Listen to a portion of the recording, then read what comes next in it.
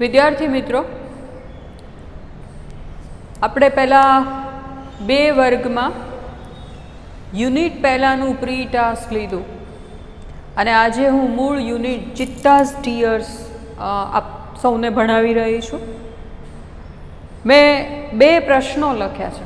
આપણે હવે 30 જુલાઈ પછી ગમે ત્યારે 25 માર્કની એક નાની ટેસ્ટ આવી શકે છે.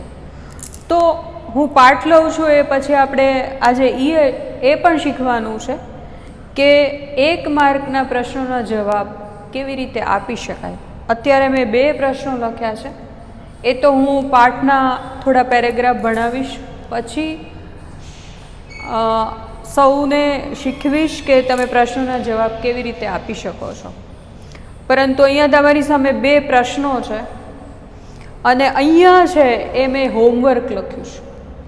અને હોમવર્ક જ્યારે હું આપું છું ત્યારે સ્પેશિયલી તમારે રફ નોટમાં લખી લેવાનું છે. એ હોમવર્ક વારે વારે મેસેજથી પૂછવાનું થતું નથી કે અમે હોમવર્ક દેખાડવા ક્યારે આવીએ, કે એ તમારે એક યુનિટ પૂરું થાય છે એટલે ફોલોઅપમાં કરવાનું છે. તો આજનું તમારું હોમવર્ક છે, હું આ પાઠ શરૂ કરું છું. એવું બને કે આપણે પાઠ અડધો જ કરીએ, આખો ન કરીએ, પરંતુ પાઠના જે વાક્યો છે એમાં દરેક વાક્યોમાં રહેલું જે ક્રિયાપદ છે એમાંથી જેટલા ક્રિયાપદો ભૂતકાળમાં હોય એની યાદી બનાવવાની છે રફ નોટમાં. માનો કે અહીંયા મેં એક નાની યાદી બનાવી છે સો, બીજું છે સેડ, ત્રીજું છે કોટ અને ચોથું છે કેમ. આવા ભૂતકાળના રૂપોની યાદી તમે બનાવી અને તૈયાર કરો છો. આ પાઠ છે એ ઝુલુ વનવાસીઓની વાર્તા છે અને પાઠના મોટા ભાગના ક્રિયાપદો ભૂતકાળમાં છે અથવા ચાલુ ભૂતકાળમાં છે. આ મારું ત્રીજું લેક્ચર છે અને હવે હું યુનિટ શરૂ કરું છું. Long ago, a Zulu hunter was sitting under a tree. તમને બધાને એટલે મજા આવશે કે આ વાર્તા છે. આને તમે દંતકથા પણ કહી શકો છો. એને ઇંગ્લિશમાં લિજન્ડ કહેવાય છે. લોંગ એગો, ખૂબ વર્ષો પહેલાં એક ઝુલુ શિકારી છે એ વૃક્ષની નીચે બેઠો હતો. His name was Eddie. એ ઝુલુ શિકારીનું નામ આપણે જોઈ ગયા ને આ પહેલાંના લેક્ચરમાં કે આ બધા ઝુલુ લોકો છે દક્ષિણ આફ્રિકાના, એ શિકાર પણ કરે છે. તો આ ઝુલુ શિકારીનું નામ હતું એડી. He saw a large herd of deer grazing in lush green meadow. વૃક્ષ નીચે એડી બેઠો હતો અને એણે જોયું કે લશ ગ્રીન મેડો, દક્ષિણ આફ્રિકાના એકદમ લીલાછમ ખુલ્લા જે ખેતરો છે, મેડો એટલે ઘાસ સળંગ બધે પથરાયેલું છે, તો ત્યાં a large herd of deer grazing in that lush green meadow. હરણોનું એક મોટું ટોળું છે, એક આખું હરણોનું મોટું ટોળું છે, એ આ ઘાસના ખુલ્લા મેદાનોમાં, લીલાછમ મેદાનોમાં ઘાસ ચરી રહ્યું છે. He said to himself. એડી તો એકલો બેઠો હતો વૃક્ષ નીચે. એડીએ મનોમન પોતાની જાત સાથે વાત કરી. He said to himself. ADA કહ્યું, પણ કોને કહ્યું? To himself. એને પોતાની જાતને કહ્યું, This deer are really wonderful. આ હરણો તો ખૂબ સુંદર છે, અદ્ભુત છે. But I have to run a lot to catch one of them. પરંતુ મારે શિકાર માટે આ આખો જે હરણોનું ટોળું છે એમાંથી એક પણ હરણ જોઈતું હોય તો મારે, એક પણ હરણ પકડવું હોય તો મારે ખૂબ દોડવું પડે. Can't there be an easy way to get one of them? બરાબર. તો એ વિચારે છે, એડી પોતે શિકારી હતો અને ઝુલુ ટ્રાઇબનો હતો.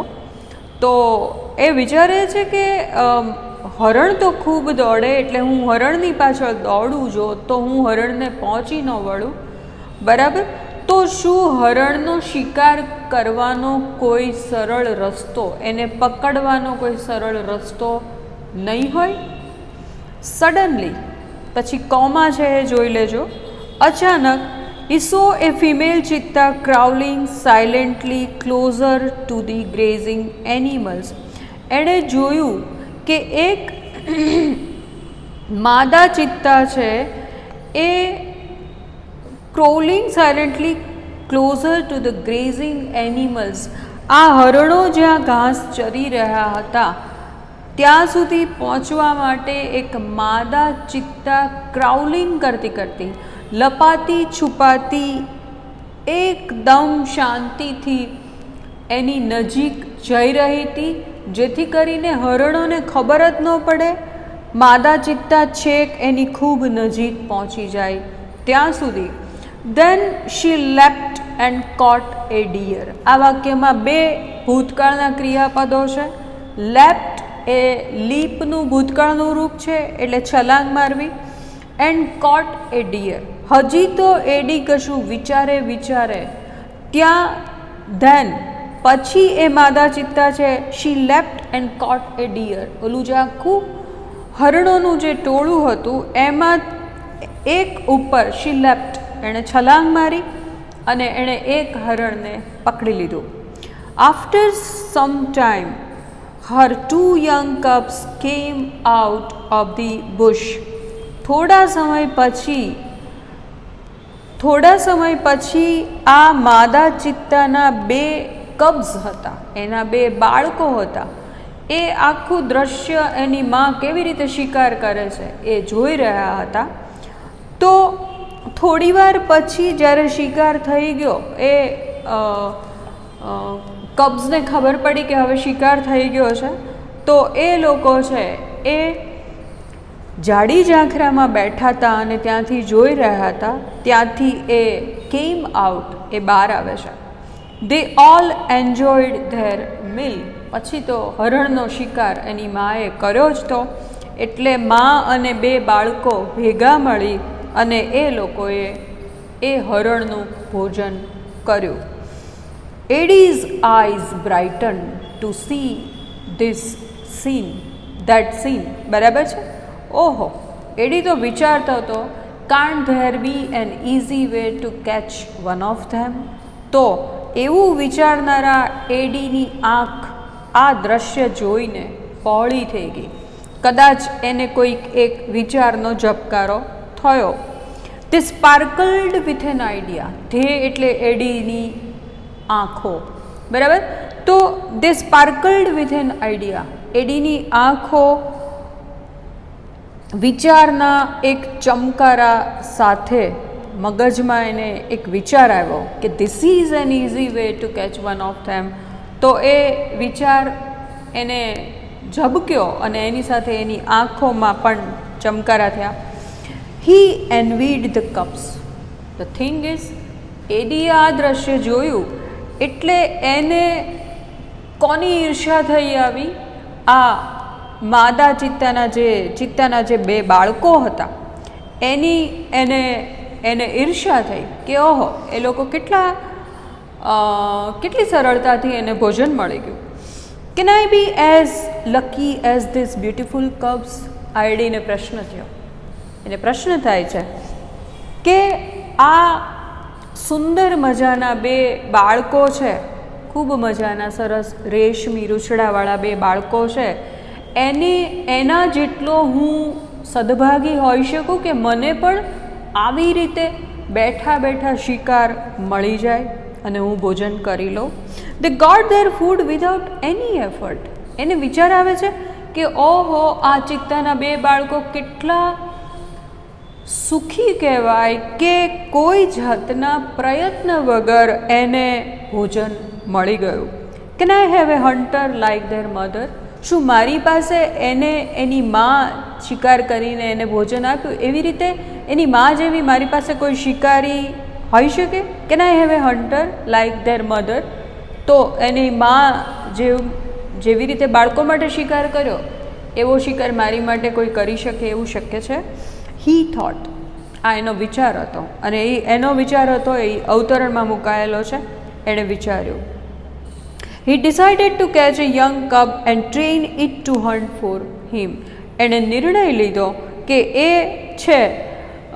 એણે નિર્ણય લીધો કે આ બેમાંના એક બાળકને, ચિત્તાના બાળકને, આઈ મીન કબને એ પકડી લેશે અને એને શિકાર કરવા માટે તાલીમ આપશે.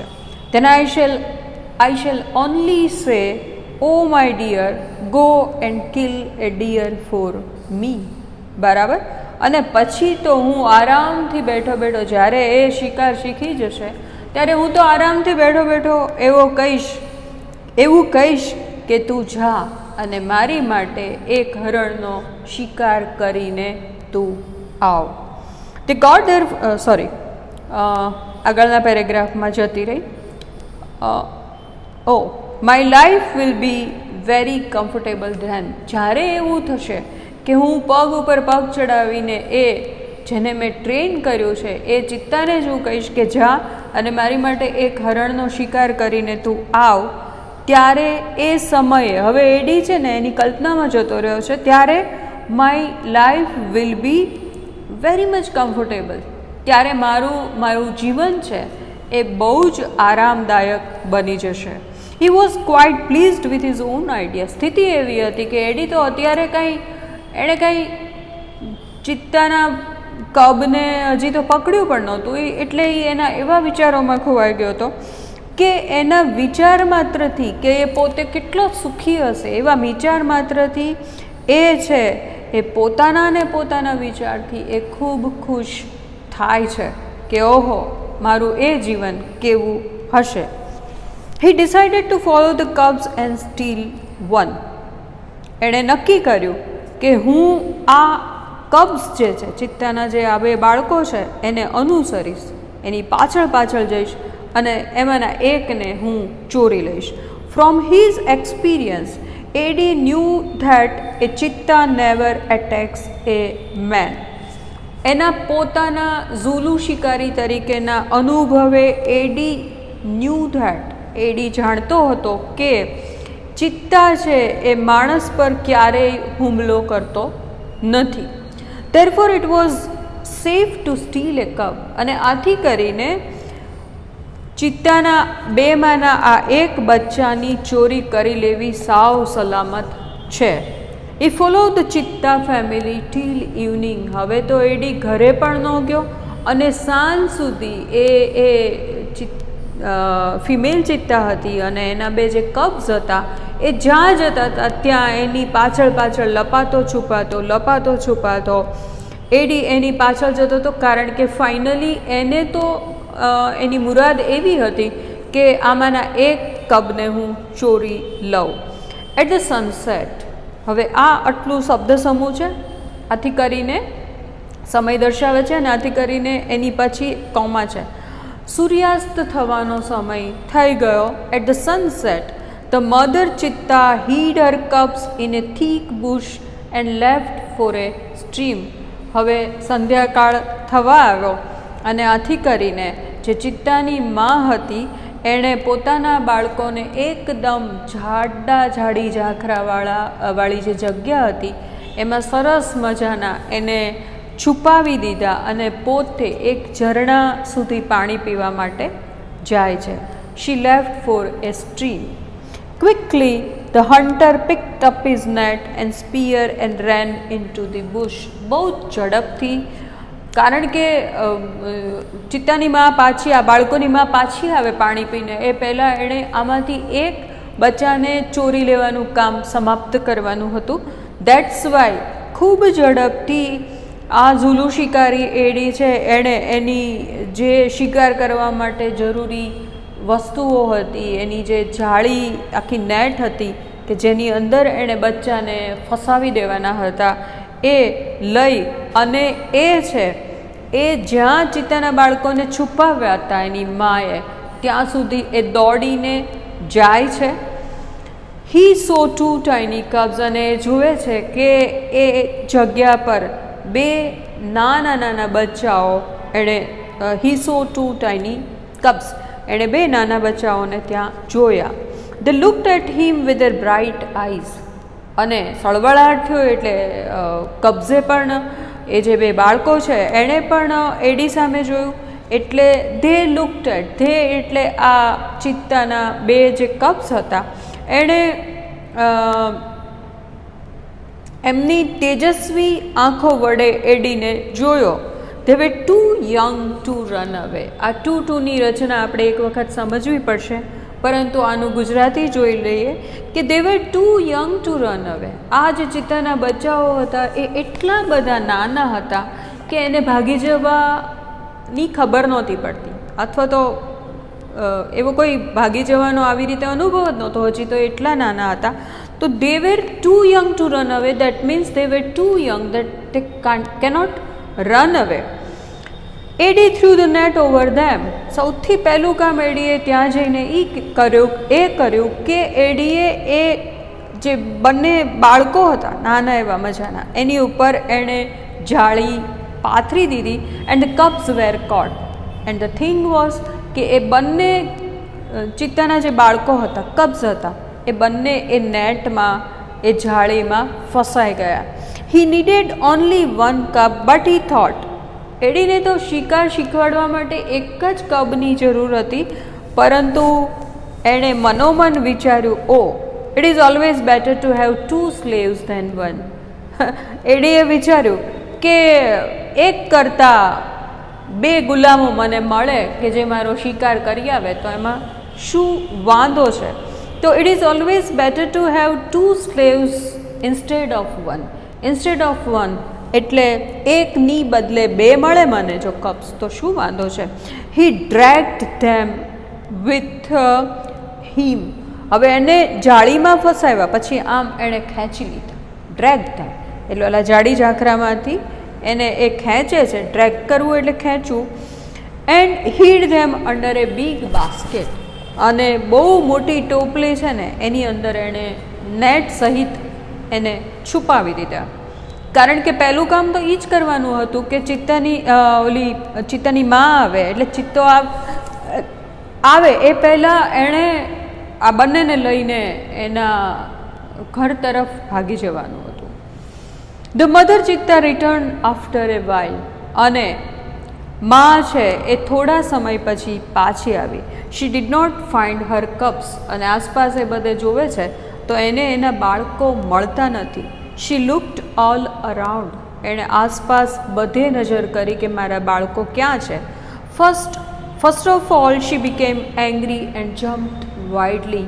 સર્વપ્રથમ તો એ ખૂબ ગુસ્સે થઈ અને ગુસ્સાની મારી અને દુઃખની મારી એણે ઠેકડાઓ માર્યા. ચિત્તાની જાત હતી એટલે વાઇલ્ડલી એવું ન લખે તો પણ ચાલે, પણ વાઇલ્ડ એટલે વન્ય અથવા જંગલી, તો એવી રીતે એ ખૂબ ગુસ્સે થાય છે, કૂદકા મારે છે. શી સ્નિફ્ડ ઓલ અરાઉન્ડ. અને એણે છે એ બધે સૂંઘી જોયું. સ્નિફિંગ કરવું એટલે સૂંઘવું, તો એણે બધે સૂંઘી જોયું. બટ એલાસ, પરંતુ alas, she couldn't find her dear babies. પરંતુ માં છે ને તો એ ખૂબ દુઃખી થાય છે અને એને એના બચ્ચા ક્યાંય મળતા નથી. એટ લાસ્ટ, અંતે, છેલ્લે, she became sad and started crying. એ ઉદાસ અને દુઃખી થઈ જાય છે અને એનો વિલાપ એ રડે છે, ખૂબ રડે છે. She cried for the whole night till the next evening. એ રડે છે, આખી રાત રડે છે અને બીજા દિવસની સાંજ સુધી એ વિલાપ કરે છે. At night the mother cheetah cried, એક લાઈન હું ચૂકી ગઈ. She cried and cried until her tears made dark stains down her cheeks. એ એટલું રડે છે કે એની આંખમાંથી પડતા આંસુઓના ડાઘા એના ગાલ ઉપર રહી જાય છે અથવા તો દેખાય છે. એટલું બધું રુદન એ કરે છે. She was still weeping. હજી પણ એ આક્રંદ વિલાપ કરી રહી હતી. At night, the mother cheetah cried so loudly that she was heard by a wise man living in the village. રાત્રે પણ આ માનો અવાજ આખા ગામમાં આવી રહ્યો હતો અને રાત સુધી રડતી, અને રાત્રે પણ એ ખૂબ જોરથી રડી રહી હતી. તો એનો રડવાનો અવાજ છે એ આ ઝુલુ ટ્રાઇબ છે, ઝુલુ વનવાસીઓના જે રહેવાની જગ્યા હતી, એનું જે ફળિયું હતું, ત્યાં રહેતા એક ડાહ્યા માણસને, ઝુલુ સમાજનો જે એકદમ વૃદ્ધ અને ડાયો અને અનુભવી, જાજી દિવાળી જોઈતી એવો એક વૃદ્ધ માણસ હતો, એને એનો અવાજ સંભળાય છે. The old man understood what had happened. અવાજ માત્રથી, માના રુદનના અવાજ માત્રથી એ ડાયા અનુભવી માણસને, એ વૃદ્ધ માણસને સમજાઈ જાય છે કે થયું હોય તો શું થયું હોય. He immediately took a strong club and came out of his hut. એ બહુ જ ઝડપથી પોતાના ઘરમાં ઝૂંપડીમાં રહેલી એક લાકડી લે છે. કબ એટલે નાની એવી જે હોય છે એને ક્લબ કહેવાય છે, અને એ એના ઝૂંપડામાંથી બહાર આવે છે. This old man Shano was very wise. The name of that old man was Shano. તો એ શાનો છે એ બહુ શાણો નહીં પણ ડાયો અને અનુભવી હતો, જંગલનો પણ ખાસો અનુભવ હતો એને. He loved animals and knew all about them. એને વન્ય પ્રાણીઓ ખૂબ પ્રિય હતા અને એ પ્રાણીઓ વિશે એ બધું જ જાણતો હતો. When Shano found out the hidden cubs, he knew that it was Eddie's wicked idea. જ્યારે શાનોને એડીએ છુપાવેલા ઓલા ચિત્તાના 2 બચ્ચા મળ્યા, ત્યારે શાનોને ઓલરેડી ખબર પડી ગઈ કે આ કામ હોય તો કોનું હોઈ શકે. He got angry with Eddie. આવું કરવા માટે એ એડી પર ગુસ્સે થયો. He rushed to the hut and shouted. એ એડી જ્યાં રહેતો તો એ ઝૂંપડા સુધી દોડી ગયો, એટલે એકદમ ઉતાવળમાં ધસી ગયો, અને એણે જોરથી એના ઝૂંપડાની બહાર રહી અને જોરથી રાડ પાડી. I hate you, Eddie.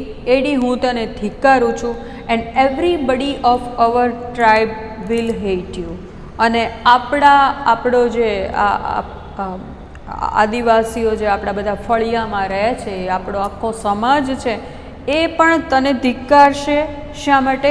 Because you are lazy and wicked too. શિકાર તો આપણે બધા કરીએ છીએ, પણ તે આ જે શિકાર કર્યો છે ને, એ શિકારમાં અમને તારી લુચ્ચાઈની વાસ આવે છે.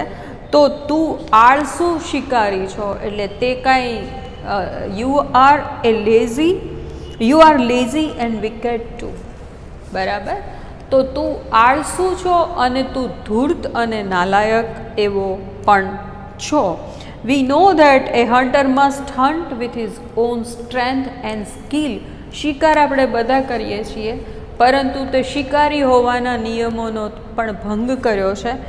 કારણ કે આપણે બધા જાણીએ છીએ કે જ્યારે કોઈ શિકારી, ઝુલુ શિકારી શિકાર કરે છે, ત્યારે એણે પોતાની શક્તિથી શિકાર કરવાનો છે, એટલું જ નહીં, પોતાની આવડત અને કુશળતાથી શિકાર કરવાનો છે, નહીં કે આવી રીતે લુચ્ચાઈ કરી અને શિકાર કરવાનો છે.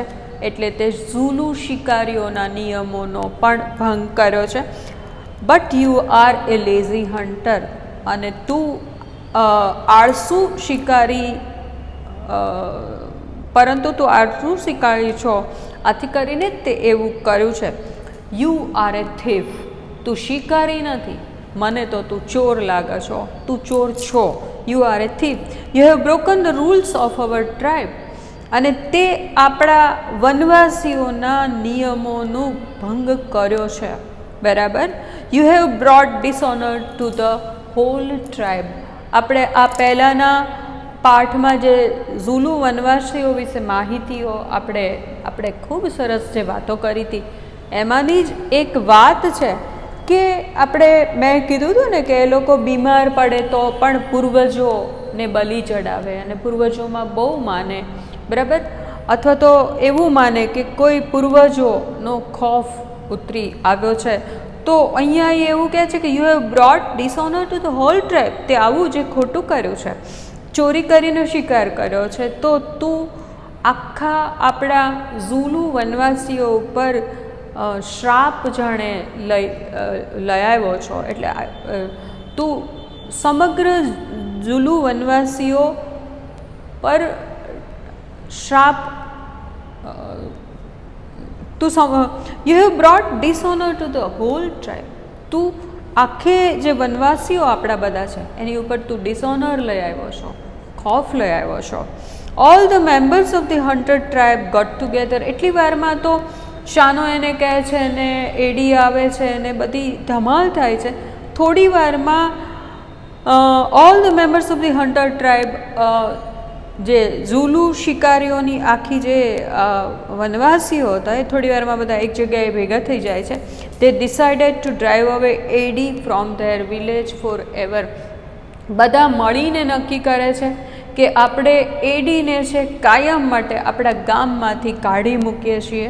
શાનો took the cubs on his shoulders and return them to their mother.